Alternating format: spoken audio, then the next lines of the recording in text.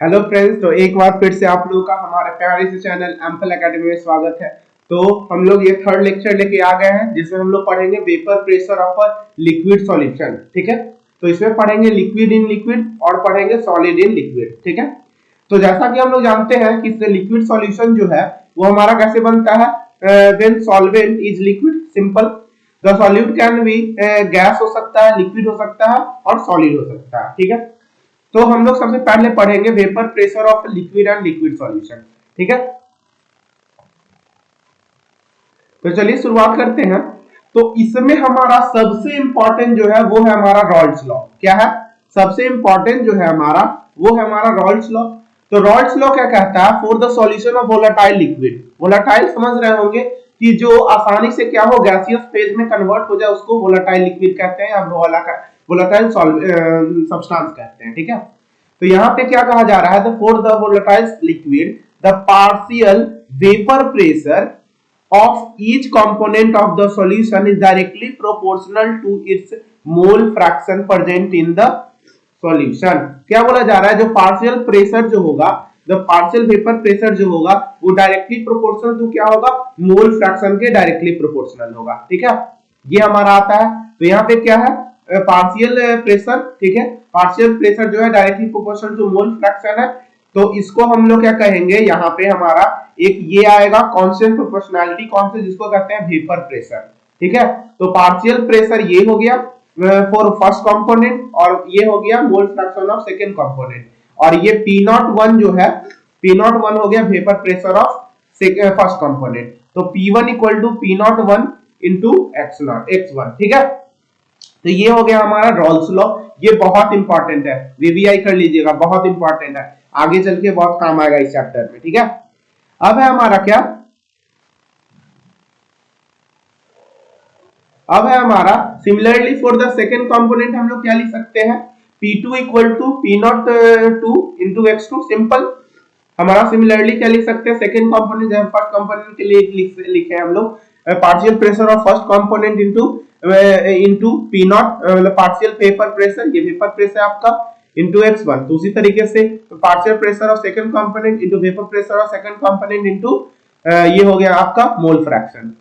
ठीक है, अब हमारा क्या होता है, according to the Raoult's law हमारा क्या कहता है, of the partial pressure total pressure will be the sum of total partial pressure. ये आप लोग स्टेट्स ऑफ मैटर में पढ़े होंगे कि हमारा टोटल प्रेशर जो होता है, पी टोटल जो होता है वो क्या होता है, partial pressure sum of partial pressure होता है जो भी पूरे सिस्टम में पाया जा रहा है। तो पी टोटल जो हो जाएगा P1 प्लस P2।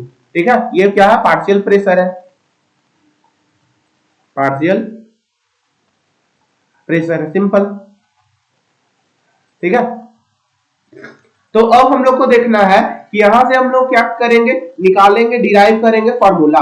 तो हमारा क्या था, यहाँ पे था P1 equal to P01 into x1 और यहाँ था P2 equal to P02 plus x2। अगर मान लीजिए कि हम दोनों को क्या करते हैं, ऐड कर देते हैं, अगर दोनों को ऐड करेंगे तो यहाँ क्या आ जाएगा, P1 प्लस P2, इधर आ जाएगा हमारा P0, सॉरी इरेज नहीं होता,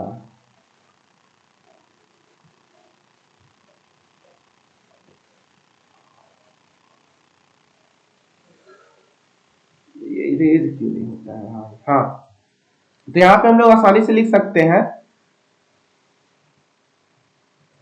यहां से हम लोग लिख सकते हैं P1 not x1 plus P02 x2। ठीक है, और आपको हम बता दिए हैं क्या, टोटल है हमारा मोल फ्रैक्शन कितना है, x1 है और x2 है। और आपको बताए होंगे पिछले लेक्चर में कि टोटल मोल फ्रैक्शन, अगर सिस्टम में दो कंपाउंड है, दो कंपोनेंट है, दोनों कंपोनेंट का मोल फ्रैक्शन, एक का x1 है एक का x2 है, तो सम ऑफ मोल फ्रैक्शन 1 के बराबर। तो हम लोग लिख सकते हैं x2 इक्वल टू क्या लिख सकते हैं, 1 माइनस x1 लिख सकते हैं, ये आपको पता होना चाहिए। ठीक है, भूले नहीं होंगे तो। ठीक है, तो यहां से आ जाएगा P1, ये P टोटल हो गया, P टोटल अभी बताया आपको कि पार्शियल प्रेशर का सम होता है P टोटल पूरे सिस्टम में प्रेशर। और यहाँ पे हम लोग क्या करेंगे, x2 के जगह इसमें पुट कर देंगे, तो ये हो जाएगा P1 not x1 plus P02 x2 के जगह हम लोग 1 माइनस x1 लिख देंगे और ये आपका क्या आ जाएगा, फॉर्मूला डिराइव हो जाएगा। इसमें आप लोग क्या कर सकते हैं, थोड़ा कॉमन ले सकते हैं। तो कॉमन लेंगे तो क्या आ जाएगा, देखिए P1 नॉट x1 प्लस इसको इंटू करिए इसके अंदर, तो ये इससे इंटू हो जाएगा और फिर ये इससे इंटू होगा, तो यहां आ जाएगा आपका P not 2 minus P not 2 into x1। समझ में आया, कोई दिक्कत? अब यहां से हम लोग क्या करेंगे, यहां से आप लोग कॉमन ले लीजिए, यहां से कॉमन लेंगे तो ये आ जाएगा हमारा P10 x1 और यहां माइनस, यहां से थोड़ा सा ऐसे कर लेते हैं, ठीक है, जगह नहीं बन रहा।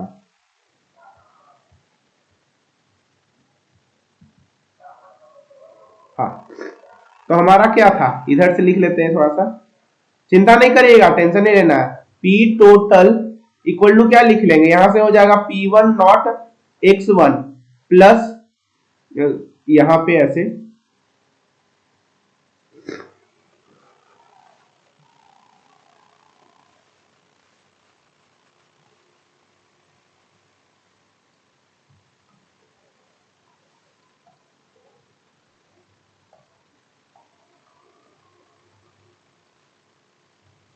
यहां पे हमारा आ जाएगा क्या, प्लस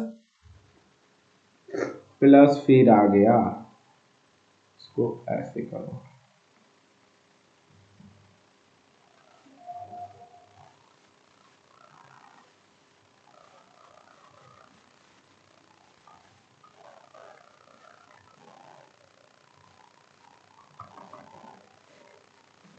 ये काम नहीं कर रहा है ना। अच्छा, तो इसको अगले स्टेप पे लिख लेते हैं हम लोग।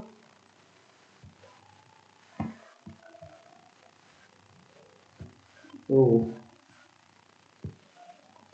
यहां से कर लेते हैं,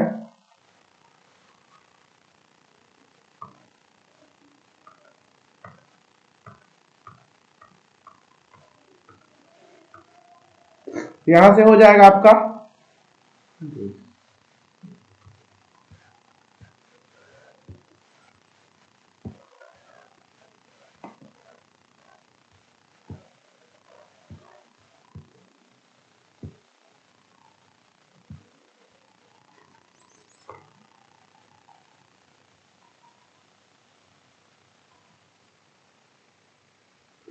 तो यहां हमारा क्या हो जाएगा, थोड़ा सा आप वीडियो को एक्सीड करके भी देख सकते हैं, कोई दिक्कत नहीं है, यहाँ पे गड़बड़ हो गया।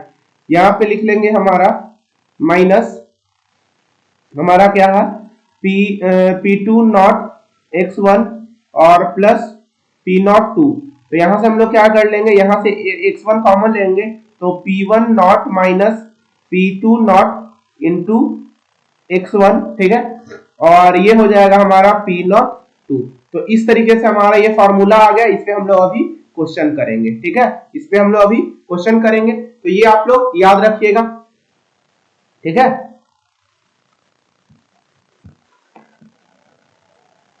ठीक है, ये हो गया। एक हमारा यहां से डायग्राम बनता है, ये याद रखिएगा कि अगर हमारा वेपर फेज का अगर हम लोग क्या बनाए, ग्राफ बनाए तो कैसे बनेगा, वेपर फेज का ग्राफ बनाए तो ये कैसे बनेगा हमारा, तो इस तरीके से बनेगा। ये आपके एनसीईआरटी में दिया रहेगा, अगर पुराना बुक है तो पेज नंबर 42 में दिया हुआ है, ठीक है। इधर हमारा क्या है, इधर हमारा क्या रहेगा, इधर रहेगा वेपर प्रेशर, वेपर प्रेशर रहेगा, और इधर हमारा रहेगा मोल फ्रैक्शन, क्या रहेगा, मोल फ्रैक्शन, मोल फ्रैक्शन रहेगा, ठीक है। अब देखिए, अब हमारा ये कैसे बनेगा, मान लीजिए कि ये हमारा यहाँ पे क्या है, x1 के लिए बना रहे हैं, ये हमारा x2 के लिए बना रहे हैं, ठीक है।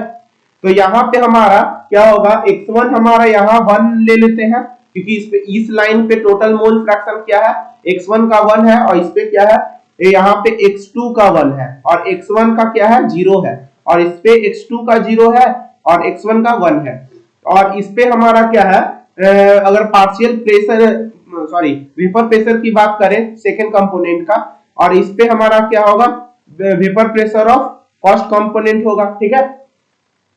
तो इस तरीके से आपका ग्राफ बनता है ये, ठीक है, याद रखिएगा। ये बस ग्राफ आपको याद रखना है, अगर एग्जाम में आ जाए वेपर फेज का बनाने के लिए तो आप ऐसे बना सकते हैं। ठीक है, तो ये आपका ग्राफ बन गया। जो आपको इसमें शो कर रहा है क्या कि ये पी टोटल जो बड़ा वाला लाइन को शो कर रहा है वो P total P1 plus P2 show कर रहा है, और ये वाला जो लाइन है, ये जो लाइन है जो x1 से P2 को शो कर रहा है, ये P2 हो जाएगा और ये P1 हो जाएगा। आप एनसीईआरटी में आसानी से देख सकते हैं, इस तरीके का ये ग्राफ शो करेगा। ठीक है, अब हम लोग आगे बढ़ते हैं। एक क्वेश्चन है हमारा, वो देखते हैं कैसे बनेगा ये। तो इसमें क्वेश्चन पढ़िएगा आप लोग, एनसीईआरटी का क्वेश्चन है। इसमें बोला जा रहा है क्या, आसानी से देखिएगा, vapour pressure of chloroform, vapour pressure of chloroform CaCl3 and dichloromethane, दो कंपोनेंट है, आर इतना एंड इतना। ठीक है, तो सबसे पहले नीचे लिख लेते हैं हम लोग क्या क्या गिवन है। तो गिवन हम लोग लिख लेते हैं, तो P0 ऑफ क्या क्लोरोफॉर्म, तो CaCl3, तो ये हमारा क्या है 200 mmHg।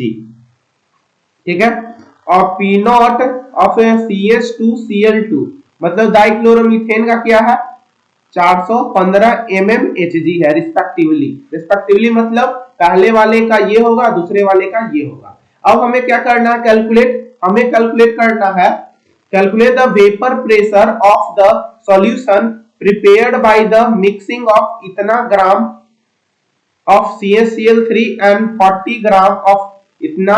ठीक है, तो हमें निकालना क्या है, हमें निकालना है वेपर प्रेशर। ठीक है, हमें क्या निकालना है, वेपर प्रेशर निकालना है। तो देखिए कैसे निकालते हैं।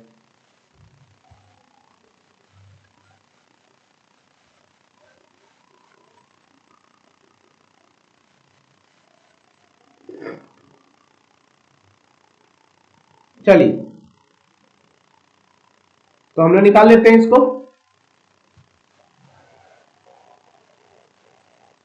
चलिए, तो हमारा सबसे पहले मोलर मास क्या दिया हुआ है, मोलर मास हम लोग देखें, मोलर मास ऑफ आप लोग बुक निकाल लीजिएगा। ठीक है, नहीं तो आप लोग स्क्रीनशॉट करके देख रख लीजिए, उसको देखिएगा। ठीक है, क्योंकि एक बार हम बुक से देख के बना रहे हैं। ठीक है, वह क्वेश्चन बुक से ले रहे हैं। ठीक है, तो यहाँ पे दिया हुआ है मोल फ्रैक्शन,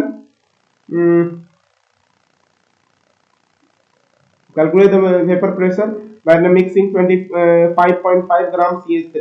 ठीक है, मास ऑफ CH2Cl2 हमारा दिया हुआ है कितना, ये दिया हुआ आपका, ये आपका क्या होगा, पहले मोल निकाल लेते हैं। ठीक है, मोलर मास ऑफ CH2Cl2 ये आपका होता है 85 ग्राम।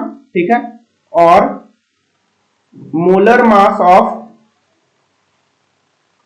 CaCl3 जो होता है वो होता है आपका 119.5 ग्राम। ये डायरेक्ट हम लोग कर लिए। ठीक है, उतना आप लोग चिंता नहीं करिएगा। ठीक है, और अगर मोल की बात करें, मोल ऑफ CH2Cl2, तो मोल क्या होता है, given weight by molecular weight. तो गिवन वेट आपका क्या दिया हुआ है, यहाँ पे 40 ग्राम दिया हुआ, CH3Cl3 का इसका CH2Cl2 का क्या 40 ग्राम दिया हुआ, तो 40 बाई कितना हो जाएगा 85, तो इसका लगभग आपको दे दिया है 0.47।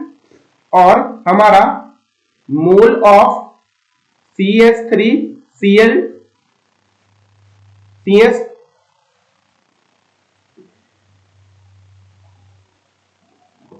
ये आज रेज नहीं हो रहा है, बड़ा दिक्कत है। चलिए कोई नहीं, ये हो जाएगा Cl3। तो इसका मोल क्या हो जाएगा, हमारा गिवन वेट कितना है, ये गिवन वेट है हमारा 25.5 और हमारा मॉलिक्यूलर वेट है 119.5। तो इसका अप्रॉक्स वैल्यू हमारा निकला है यहाँ पे, टोटल मोल इसका मोल आ जाएगा 0.213 मोल। ठीक है, अब हमारा ये आ गया, तो हम लोग मोल निकल गया हमारा। तो यहां से देख लीजिए अच्छे से, यहां से अच्छे से बनेगा। तो मोल ऑफ CHCl3 हमारा निकला 0.213 और मोल ऑफ CH2Cl2 हमारा निकला था कितना, ये निकला था 0.47। ठीक है, तो अब हम लोग को क्या निकालना पड़ेगा, मोल फ्रैक्शन। तो मोल फ्रैक्शन ऑफ CHCl3 कैसे निकलेगा? तो ये निकलेगा individual mole 0.213 by total mole. जो टोटल मोल पहले निकाल लेते हैं, तो टोटल मोल क्या हो जाएगा दोनों कंपोनेंट का? तो ये हो जाएगा 0.213 प्लस 0.47, तो ये आ जाएगा आपका लगभग जीरो, ये देखिए 7 3 10 जीरो, ये तो 3 ही होगा ना, ये हो जाएगा, ये आपका 3, फिर आपका हो जाएगा 7 1 8 6 0.683, और total mole fraction of CnCl3, इसका मोल ये था और टोटल मोल 0.683, तो इसका अप्रॉक्स क्या आ जाएगा? 0.3 आएगा। क्या आएगा अप्रॉक्स वैल्यू आपका दे रहा है इसमें? क्या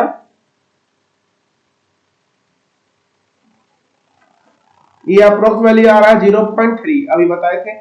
और उसी तरीके से मोल फ्रैक्शन ऑफ CH2Cl2 आप लोग कैसे निकाल सकते हैं? तो 1 माइनस टोटल मोल फ्रैक्शन क्या 1 लेते थे, और उसमें से अगर इसका माइनस कर दें जो निकाले हैं, तो उसका CH2Cl2 का आ जाएगा तो 0.132, तो इसका आ जाएगा आपका वैल्यू, इसमें आपका वैल्यू आ जाएगा आपका कितना? 0.688, ठीक है। तो यहां से हम लोग मोल फ्रैक्शन निकाल लिए। अब हम लोग जब मोल फ्रैक्शन निकाल लिए तो हमें क्या निकालना है? पी टोटल निकालना है। जो वेपर प्रेशर जो बोल रहा है, वेपर प्रेशर मतलब टोटल प्रेशर, वेपर प्रेशर मतलब टोटल प्रेशर, तो पी टोटल का फॉर्मूला अभी हम लोग क्या किए हैं? डिराइव किए हैं। देखिए पी टोटल का फॉर्मूला अभी हम लोग डिराइव किए थे, क्या यहाँ पे P1 P01 into x1 into P21 into x2 ऐसे करके, ये देखिए ये वाला फॉर्मूला निकाले हैं अभी, तो वही वाला फॉर्मूला हम लोग यहाँ से पुट करेंगे, ठीक है। पी टोटल का क्या था? P total equal to P01 minus P02 into x1, तो देखिए यहां से आ जाएगा हमारा क्या? P01 minus P02 into x1 plus क्या था? प्लस हमारा है P02, प्लस हमारा P02, ये हमारा क्या है? Vapour pressure, vapour pressure. तो ये क्वेश्चन अच्छे से करिएगा। फिर P01 हमारा दिया हुआ था, P01 हमारा क्या दिया हुआ है? P0 हमारा दिया हुआ इधर 200, ठीक है, और P02 हमारा दिया हुआ है 415, वो ऊपर में जो यूज किए हम लोग ये वाला, ये जो दिया हुआ है क्लोरोफॉर्म का और क्या डाइक्लोरोमीथेन का, तो जो पहले है उसको P1 और जो बाद में है वो P02, ठीक है। P01 और P02 मिल गया हम लोग को, तो यहाँ से फॉर्मूला में क्या करेंगे? डायरेक्ट इसको डालेंगे और फिर यहाँ से आंसर निकालेंगे, ठीक है। और फिर x1 हमारा क्या आ गया? तो P1 हमारा किसका माने थे? P1 हम लोग माने थे किसका? क्लोरोफॉर्म का, तो क्लोरोफॉर्म का ही x1 लेंगे, तो x1 हम लोग क्लोरोफॉर्म का लेंगे, तो CHCl3 का, तो इसका हमारा मोल फ्रैक्शन क्या आ जाएगा? Mole fraction of 0.312 plus P02 हमारा क्या दिया हुआ है? P02 हमारा दिया हुआ है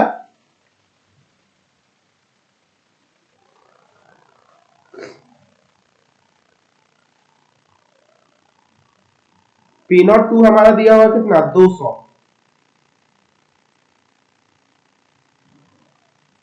P02 हमारा दिया हुआ है 200, ठीक है।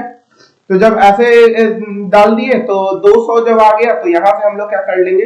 ये फॉर्मूला ठीक है ना हमारा, x1 का वैल्यू पुट किए थे, ठीक है, x1 डालेंगे, फिर P1, फिर ये हो गया, ठीक है। तो ऐसे, तो यहां से जब हम लोग सॉल्व करते हैं इसको, तो यहां से हमारा आंसर आएगा 347.9 mmHg, ठीक है। तो बस आप लोग को ये ध्यान देना है कि पी टोटल हम लोग कैसे निकालेंगे, बस समझे? पी टोटल हम लोग कैसे निकालेंगे ये ध्यान देना था। अब हमारा क्या है? सेकेंड क्वेश्चन देख लेते हैं। तो सेकेंड क्वेश्चन में बोला जा रहा है mole fraction of P component in vapour phase. अभी जो ऊपर में हम लोग मोल फ्रैक्शन निकाले हैं, ये वाला, ये जो मोल फ्रैक्शन निकाले हैं वो हमारा क्या है? वेपर फेज में नहीं है, वो हमारा क्या है? लिक्विड फेज में है। तो वेपर फेज में कैसे निकलेगा वो देख लेते हैं। तो mole fraction in vapour phase, mole fraction in vapour phase, ठीक है। तो according to Dalton's law, according to Dalton's law आप लोग को बताया गया होगा क्या कि हमारा पार्शियल प्रेशर जो होता है, पार्शियल प्रेशर जो होता है वो डायरेक्टली प्रोपोर्शनल होता है मोल fraction into total pressure. Total pressure, partial pressure हमारा मिल गया है, मोल फ्रैक्शन निकालना है, टोटल प्रेशर भी मिल गया है। तो अगर मान लीजिए मोल फ्रैक्शन हम लोग को निकालना है, इसको मान लीजिए y से दे देते हैं, ठीक है। तो पार्शियल प्रेशर ऑफ हमारा क्या निकालना रहेगा,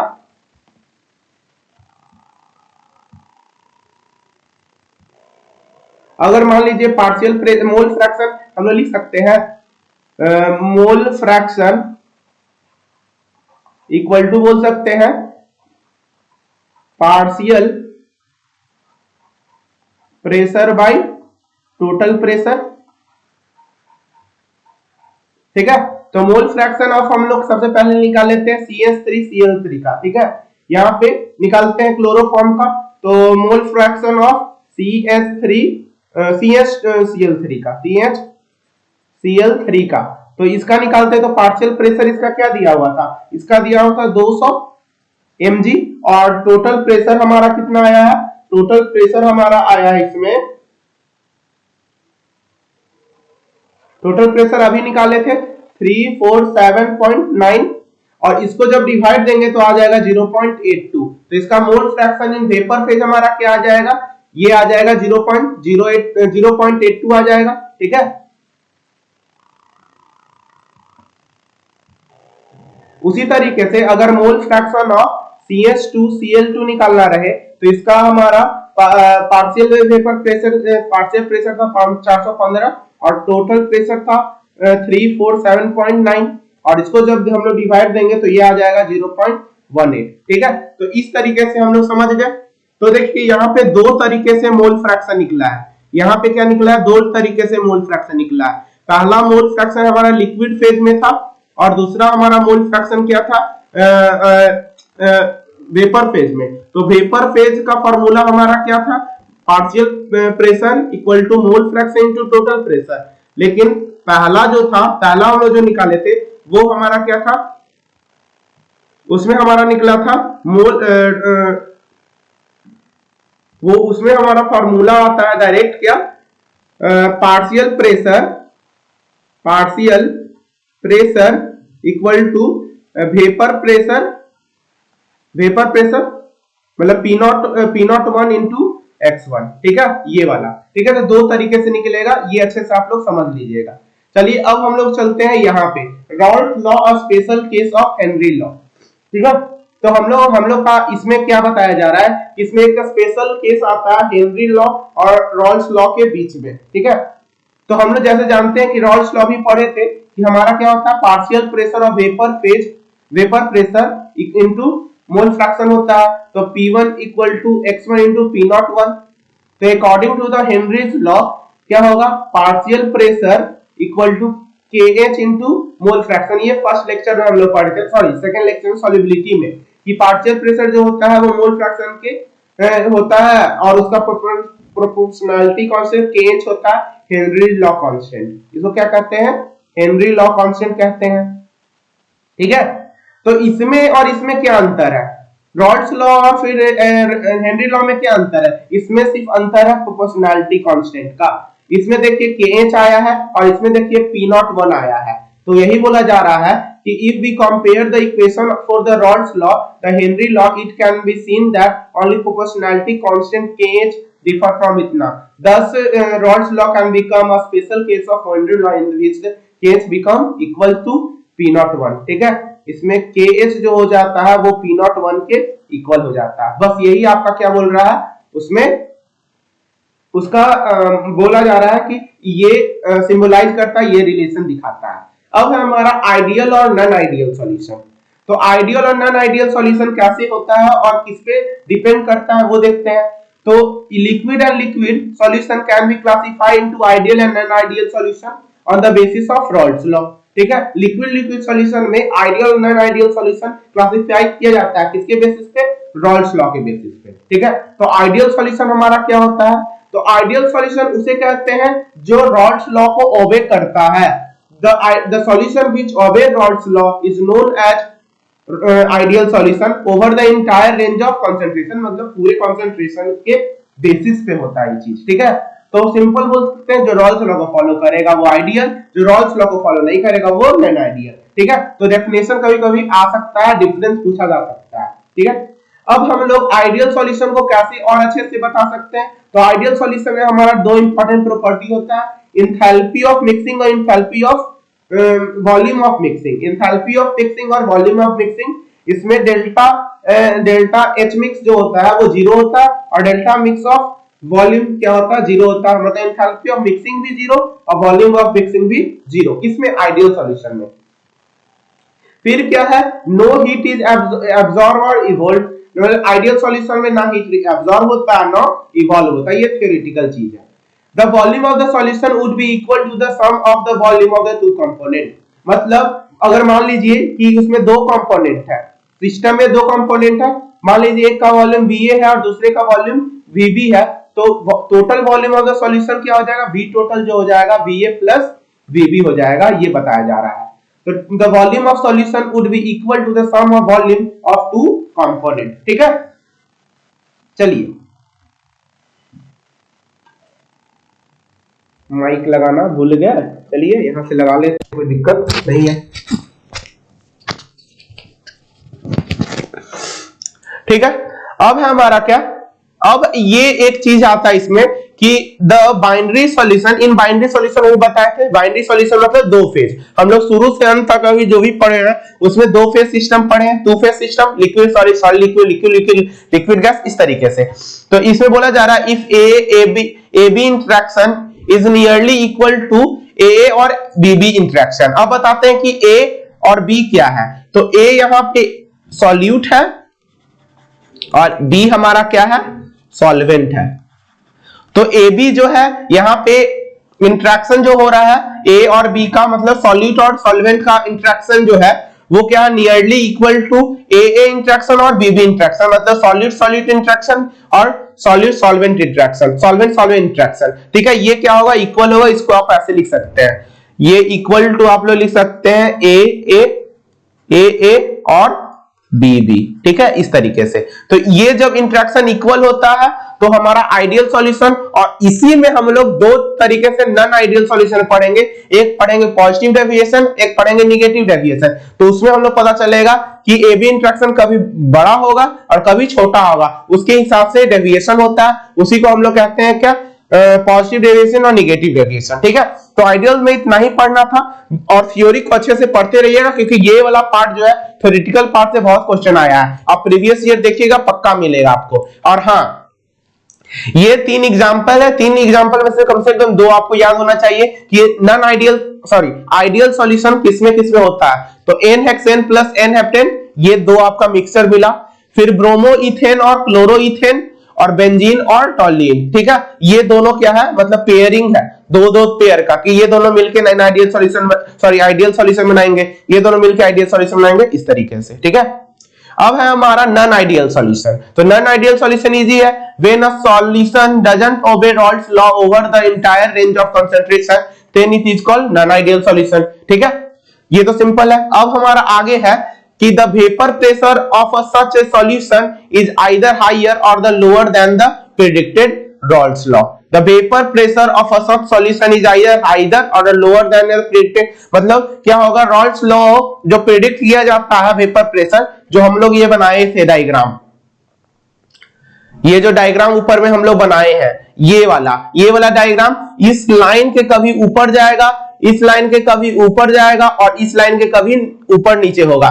तो अगर ऊपर हो गया तो पॉजिटिव डेविएशन, नेगेटिव नीचे हो गया तो नेगेटिव डेविएशन। अभी हम लोग फिगर से हम लोग उसको और अच्छे से क्या करेंगे, समझेंगे। ठीक है, चलिए, ठीक है। तो if it is higher in the solution exhibit positive deviation, अगर हमारा सॉल्यूशन में वो क्या है, हायर जा रहा है, तो वो क्या शो करेगा, पॉजिटिव डेविएशन शो करेगा। तो इसको हम लोग अच्छे से देख लेते हैं।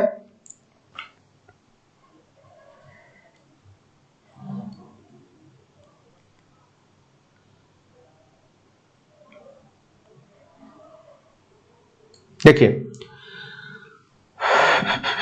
इसको पहले अच्छे से बना लेते, जैसे आप यहाँ पे बताए थे पिछले में कि यहाँ पे हमारा x1 होता है, यहाँ पे हमारा x2 होता है, यहाँ पे 1 1 होगा अपने जगह पे, लेकिन दूसरे की जगह पे यहाँ पे ये क्या हो जाएगा, ये हो जाएगा आपका 0 x2 और यहाँ x1 0 हो जाएगा। अब क्या है, अब इसमें मान लीजिए कि ये यहाँ पे आपका इस तरीके का डेविएशन शो होगा,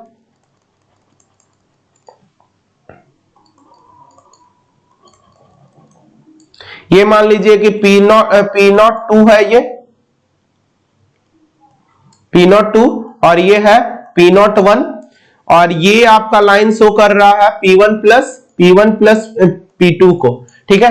तो यहां पे आपको पॉजिटिव डेविएशन शो करना है, तो पॉजिटिव डेविएशन कैसे शो होगा, तो ये वाला लाइन एक्सीड होके ऐसे बनेगा, ये वाला लाइन एक्सीड होके ऐसे बनेगा और ये वाला लाइन एक्सीड होके ऐसे बनेगा। देखिए सब जो है पॉजिटिवली से शो कर रहा है, मतलब अपने नॉर्मल पोजीशन से क्या है, ऊपर है, तो ये क्या शो कर रहा है, पॉजिटिव डेविएशन। और ये ग्राफ किसका बनता है, तो ग्राफ बनता है वेपर प्रेशर और मोल फ्रैक्शन का, ठीक है, ये मोल फ्रैक्शन का बनता है। तो ये आपको ग्राफ बनाने आ सकता है, ठीक है, कि पॉजिटिव डेविएशन कब होगा और नेगेटिव डेविएशन कब होगा, ठीक है। तो ये वाला भी आपको बताए थे कि जब हमारा, हाँ अभी तो ये पढ़ना ही है, हाँ, कि in the case of positive deviation from the Raoult's law, AB interaction are weaker than those between the AA और BB interaction। देखिए आइडियल सॉल्यूशन में इंटरेक्शन क्या था, इक्वल था, लेकिन पॉजिटिव डेविएशन में क्या है, AB इंटरेक्शन जो है वीकर है, मतलब AB इंटरेक्शन जो होगा वो छोटा होगा AA इंटरेक्शन और BB इंटरेक्शन से, ये वाला ध्यान रखना है। और एग्जांपल आपको बता दिए, इथेनॉल प्लस एसीटोन और कार्बन डाइसल्फाइड प्लस एसीटोन। अब है हमारा निगेटिव डेविएशन का चीज होगा, तो इसमें देख लेते हैं, इफ द वेपर प्रेशर, ये चेंज क्यों नहीं हो रहा अब, if the vapour pressure is lower it exhibit negative deviation. जब हमारा वेपर प्रेशर कम हो जाएगा तो नेगेटिव डेविएशन शो करेगा from the law of Raoult's law. In the case of negative deviation from the Raoult's law, the intermolecular attractive force AA and BB are weaker than those between the AB। अब क्या है हमारा AB interaction जो होगा, अब हमारा AB interaction जो होगा वो बड़ा हो जाएगा AA इंटरेक्शन और BB इंटरेक्शन से, इसमें उल्टा हो गया। पॉजिटिव डेविएशन में AA और AB बड़ा था, लेकिन नेगेटिव डेविएशन में AA और AB क्या हो गया, छोटा हो गया, ठीक है। और इसका एग्जांपल क्या हो गया, फिनॉल प्लस एनिलीन और इसमें हो गया क्लोरोफॉर्म प्लस एसीटोन। इसका एक आपको डायग्राम बता के दिखा देते हैं, वही सेम डायग्राम बनेगा लेकिन थोड़ा सा बस अंतर रहेगा। ये आपका यहाँ पे x1 इक्वल टू 1 है, x2 0 होगा, फिर यहाँ पे x2 यहाँ पे 1 होगा और x1 यहाँ पे 0 होगा, और इसमें डेविएशन जो होगा इस तरीके से होगा। मान लीजिए कि ये P02 है और ये है P01 और ये टोटल प्रेशर शो कर रहा है, तो यहां पे इसका डेविएशन क्या होगा, निगेटिव डेविएशन हो जाएगा, ठीक है, निगेटिव डेविएशन। तो ये ऐसे चेंज ही नहीं हो रहा है कलर, कुछ तो गड़बड़ हुआ है, हाँ अब चेंज हुआ। ये देखिए ये आपका निगेटिव डेविएशन शो कर रहा है, ये क्या कर रहा है, निगेटिव डेविएशन शो हो रहा है। ये P1 प्लस P2 हो गया, ये P2 हो गया और ये P1 हो गया, ठीक है। तो इस तरीके से आप क्या कर सकते हैं, निगेटिव डेविएशन शो कर सकते हैं। अब है हमारा क्या, अब है हमारा एजियोट्रॉप्स। एजियोट्रॉप्स बहुत इंपॉर्टेंट और बहुत इजी, ठीक है। इसमें क्या होता है, द बाइनरी मिक्सचर या binary solution that have the same composition in the liquid and vapour phase, मतलब लिक्विड फेज में भी कंपोजिशन सेम होगा और वेपर फेज में भी कंपोजिशन सेम होगा, and boils at the constant temperature are called azeotropes. मतलब बाइनरी मिक्सचर उसे कहेंगे जिसका वेपर फेज और लिक्विड फेज में हमारा कंपोजिशन सेम होगा और और कांस्टेंट टेम्परेचर पे, एंड बॉयल एस, और वो जो बॉयल होगा, वो मिक्सचर जो बॉयल होगा वो कांस्टेंट टेम्परेचर पे बॉयल होगा, उसको क्या कहते हैं, एजियोट्रॉप्स कहते हैं या एजियोट्रॉपिक मिक्सचर कहते हैं। इसमें भी हमारा दो तरीके का होता है, एक हमारा नेगेटिव डेविएशन शो करेगा, एक हमारा पॉजिटिव डेविएशन शो करेगा। तो the solution which show large negative deviation from Rawls law form minimum boiling azeotropes, ठीक है। जो लार्ज, ये थियोरिटिकल बेस्ड चीज है, इसमें कुछ समझने का चीज नहीं है, ठीक है। तो अगर लार्ज नेगेटिव डेविएशन शो कर रहा है तो मिनिमम बॉइलिंग एजियोट्रॉप्स है। जैसे इसका एग्जांपल एक है नाइट्रिक एसिड प्लस वाटर, ये एग्जांपल याद रखिएगा, एनसीईआरटी में गिवन है। और दूसरा है solution which show large positive deviation from the Raoult's law, जो लार्ज डेविएशन शो कर रहा है वो मिनिमम, कुछ तो गड़बड़ है, हाँ ये मैक्सिमम शो कर रहा था, यहाँ पे मिनिमम शो होगा, ठीक है। तो इथेनॉल प्लस वाटर, ठीक है। तो इस तरीके से हम लोग ये वाला सेक्शन पूरा खत्म कर लिए, वेपर प्रेशर वाला। अब हमारा सबसे लास्ट टॉपिक बचा है, वो होगा कॉलिगेटिव प्रॉपर्टी, जिसमें 4 कॉलिगेटिव प्रॉपर्टी पढ़ना, relative lowering of vapour pressure, फिर हमारा पढ़ना elevation of boiling points, elevation of depression of freezing points और ऑस्मोटिक प्रेशर, ये 4 पढ़ना है। और इसके साथ हम लोग इस लेक्चर को खत्म करेंगे, ठीक है। तो चलिए आप लोग पढ़ते रहिए, धन्यवाद। ये लेक्चर काफी बड़ा हो गया, अच्छे से समझकर, नहीं समझे तो दोबारा फिर से देखकर खत्म कर लीजिएगा। चलिए धन्यवाद।